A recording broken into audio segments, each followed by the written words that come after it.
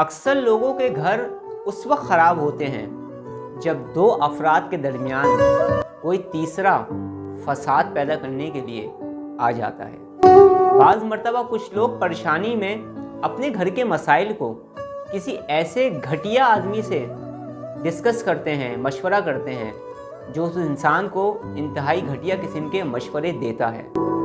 بجائے اس کے کہ انسان ایک دوسرے کو سمجھے، ایک دوسرے کی محبت کو سمجھے یا ایک دوسرے کے ساتھ انڈرسٹینڈنگ قائم کرنے کی کوشش کرے، انسان دوسروں کے مشورے پہ چل کر اپنی زندگی کو خراب کرنے کی ابتدا کر دیتا ہے۔ یاد رکھیے گا، شروع میں تو لوگ آئیں گے، ہمدردیاں کریں گے، آپ کے گرد جمع رہیں گے، لیکن اللہ نہ کرے اگر آپ کا گھر برباد ہو گیا تو کچھ عرصے میں آپ دیکھیں گے کہ تمام لوگ چھٹنا شروع ہو جائیں گے، اور ایک رات اور ایک دن ایسا بھی آ سکتا ہے جب آپ اپنے آپ کو تنہا محسوس کریں گے اور اپنے آپ کو تنہا پائیں گے۔ تو میں آپ کو کہتا ہوں کہ آپ چھوٹی چھوٹی غلطیوں کو نظر انداز کریں، ایک دوسرے کو سمجھنے کی کوشش کریں اور اپنے گھر کے مسئلے کو اپنے گھر میں محبت کے ساتھ، اتفاق کے ساتھ سولو کرنے کی کوشش کریں،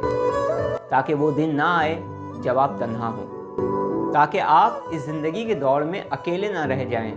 بلکہ آپ اپنے ساتھی کے ساتھ